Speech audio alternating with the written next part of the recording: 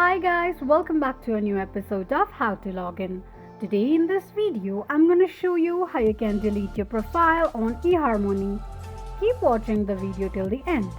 To delete your profile on eHarmony, firstly go ahead and open up your Google search. On the search box at the top, type in eHarmony.com and make a search. Log into your account if you are not logged in and the home page of eHarmony will appear on the screen. Click on three lines at the top left corner of the page. From the displayed option, tap on Data and Settings. On the next page, scroll all the way down to Delete your Profile Permanently section and tap on Here.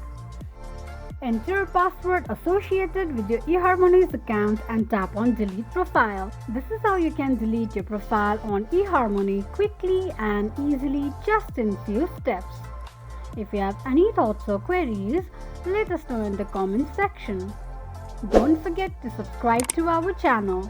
Also press the notification bell icon so that YouTube will notify you whenever we post a new video. I hope this video was helpful to you. Thank you so much for watching.